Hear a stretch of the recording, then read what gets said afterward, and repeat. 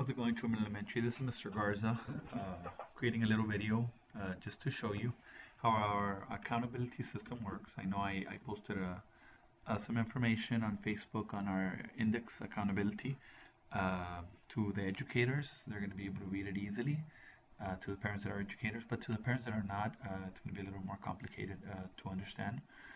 So I just wanted to show you a little example of how these indexes work and how the TA accountability works. Now the first thing I'm going to show you is I'm going to show you where to go to get the report. Okay, so you go to Google, Internet, okay, and it is public information. You type in TA accountability reports, the school year that you want. Right now the school year that is available is 2015 and also 2016. Okay, as you can see, they're both right there. Now, once you click on it, it sends you to the accountability. The 2017, which are this year's, we already got them at the campus, but the TA won't post it publicly until August 15th, I think is the date, and you're going to be able to log in and search for it as well. So once you're here, you type in, you click on the campus report, type in the campus that you want to look for. Any campus that you want to look for is there. You click on the campus, and you're going to see a lot of reports. Okay, there's a lot of detailed reports, but the one I'm going to cover today is the accountability summary report. Now, this summary report, you've probably seen it because it does get sent home with a student report card, I think, throughout the year. Okay, and I'm not going to go over everything on it. I'm just going to go over these two areas right here. Okay, so I'm going to zoom into those two areas. Okay, so right here, as you could see, the school, Truman Elementary, met standard on the 4 indexes last year. Okay, and these were our scores. Now, I did put up our scores this year. They were extremely well. We are very proud of them. The problem is that you might not understand what they mean. So that's why I'm here to explain to you today. We have Index 1, Student Achievement. Okay, and I'm going to give you a quick overview. I'm not going to go over any details. Okay, the target score for the state that the state requires is a 60, as you can see right there. Okay, it says a 60. We last year were at an 89, which is a very good score. As you can see, this the cutoff and this how much we beat it by. So we did really well. What student achievement means is basically how many of your students pass the test. Okay, so if you had we test in 3rd grade reading and math, 4th grade writing, reading and math, 5th grade science, reading and math. They put all those tests together, and right here it is saying that 89% of our 3rd, 4th, and 5th grade students pass these tests. Okay, so 89% of our 3rd, 4th, and 5th grade students pass these tests. So we did extremely well that year. This year we did extremely well as well. So Index 1 student achievement target score was supposed to be at 60. We got an 89. Remember, this is just a target. Did the students pass the test or not?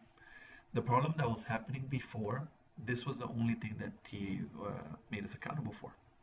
So a lot of the focus of the schools were, well, let's get the students that are struggling or students that are right there on passing.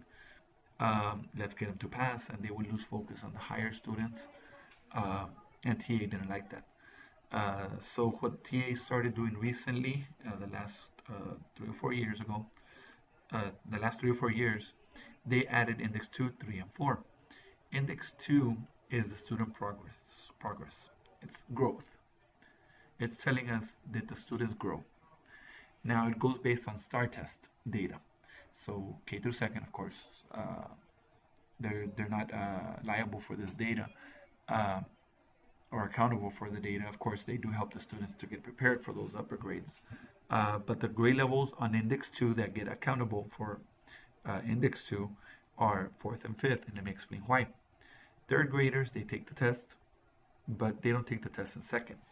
So they cannot show if they grew from 2nd to 3rd because they never took a 2nd grade test. Okay, so 4th, yes, they do have a reading test in 3rd, and then they take a reading test in 4th, so they could see how much that the student grew. Okay, we do get credit for the student growing. There's a lot of statistics involved in how they calculate it. But as you could see, the target score, as long as you have 32, the the state is that's a target score that they have for us. We were at a 47 this last year. Now, like I said, reading to reading, third through fourth. Okay, fourth reading to fifth grade reading, third math to fourth grade math, fourth grade math to fifth grade math. But the fourth grade writing, there's no third grade writing test. So fourth grade writing is not part of the growth. Fifth grade science, there's no fourth grade science test. So fifth grade science is not part of the growth. So the growth is fourth grade math and reading and fifth grade math and reading. Okay, that's how the growth gets calculated. Okay, and of course, this is just a quick overview. The closing the performance gaps, it calculates the different special pops. So for example, the Hispanics, the economically disadvantaged, and it checks how those students did. Now, the target score is a 28. We were at a 54. We were very high. What it does, it gives you 2 points for every student that there's 3 levels. There's the approaches, which is the student pass, which that's what's used for this. There's the meets, which the meets is more or less in the mid 70 area. The students reach the mid 70 area. That's a meets. And that's gonna, when I get to index 4, I'll talk about the meets right now. And the last one is masters. Masters is what used to be called the commended, which is high 80s, low 90s. And I'm saying just a rough estimate because every test has a different cutoff. Okay, so we get 2 points if the student's masters, and we get 1 point if the student approaches, which means if they pass. They average all that together and they get a score. 28 is what the state requires. We were at a 54, so we did very well on that one. And then index 4, this one's the hardest one to meet. As you can see, the 12, the state requires 12. Okay, it is very hard to meet this one. We were at a 59. We're do very well in this post-secondary readiness.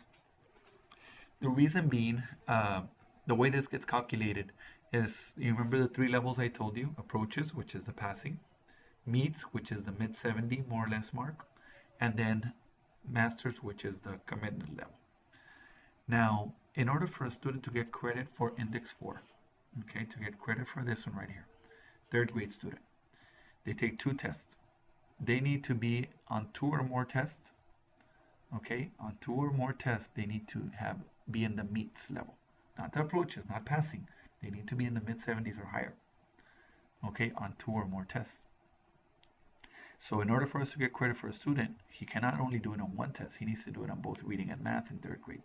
Now in 4th grade, there's more leeway because there's reading, math, and writing. So he could do it on the reading and math and not do the writing, or he could do it in the reading and the writing. So as long as they do it on 2 or more tests, we get credit for the student. It is very hard to do because, I mean, we got to work with every single student and we got to make sure that every single student is learning. And our school does very well at that. Our school does very well not only at getting them to pass, but also getting them to grow. We also work a lot with our special populations, but we also, this is the one that I'm very proud of my staff, because look at where we're supposed to be and look at where we're at. Okay, in the state, like I said, all they expect from us is a 12, and look at where we're at. So as a school, we're doing exceptionally well.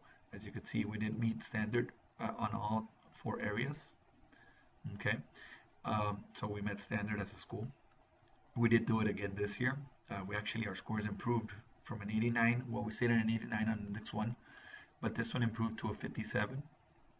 This one improved to a 59. And index 4 improved to a 60. So we've been improving, and been very proud of my staff. Last year we got 6 out of 6 distinctions. I'm not going to go over the distinctions right now because I am going to do another video for that. Once we do get the distinctions recognitions.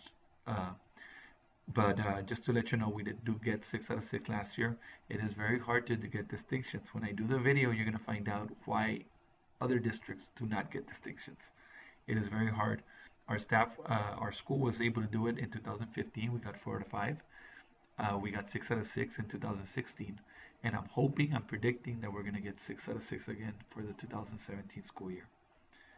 So just wanted to give you a quick overview of how accountability works because I know some of you don't know. And since I'm giving you this information without explaining, a lot of you aren't going to know what it is. So just to let you know, this is how it works. And in case you have any questions, just feel free to email me or come by to the school and talk to me. Okay? Thank you.